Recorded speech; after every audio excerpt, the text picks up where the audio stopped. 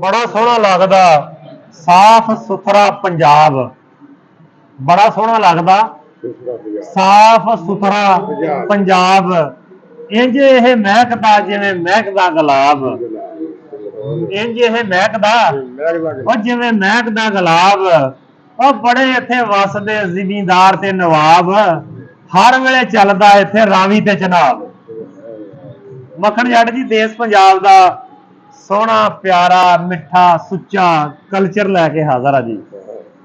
सियाणे आखदे आ कि सफाई विच खुदाई आ, बल्कि मजहब वाले लोग आखदे आ कि सफाई अद्धा ईमान आ।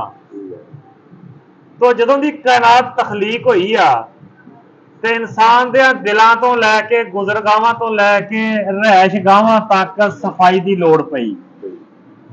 मौजूदा हुकूमत का बहुत बड़ा कारनामा कि सुथरा पंजाब के नां ते इन्हां ने कुछ प्रोडक्ट शुरू किए ते ओहदे ते अमल पैरा भी ने। अच्छा ओहदे च यह कि गवर्नमेंट ते आपदा हक अदा कर रही आ, लेकिन कुछ जिम्मेदारियां जिहड़ियां आवाम ते भी आ। आवाम दी जिम्मेदारियां यह आ कि चलो जिहड़ियां सफाई सफराई दीयां टीमां गवर्नमेंट तश्कील दित्तियां वा यार उन्हां दा साथ दिता जाए ते जिथे वह सफाई करके जाते हैं या जिहड़ियां गल्लां जुम्मे ला के जाते हैं निभाइयां जान। अच्छा लेकिन ये गल्लां पूरियां नहीं कीतियां जा रही।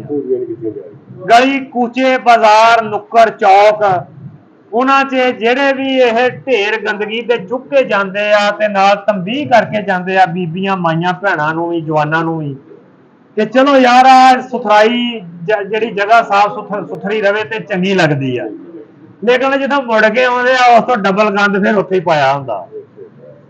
चलो अगर ये अपना जो अपनी ड्यूटी सर अंजाम दे रहा है तो हक बनता वा आवाम का भी कि ये भी चलो जेडे थोड़े जे जिंदगी गुजारन के तरीके उन्होंने पे अमल किया जाए।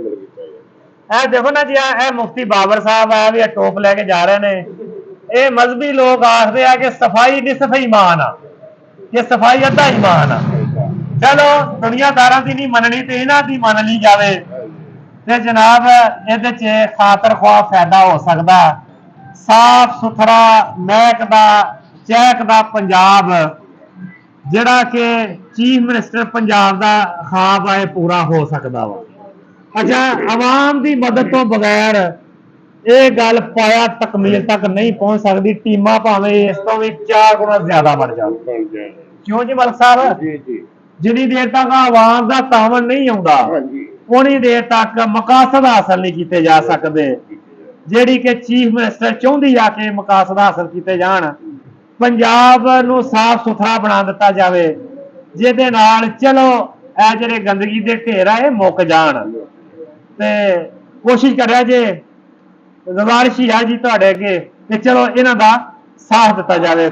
पंजाब जिंदाबाद, पाकिस्तान जिंदाबाद।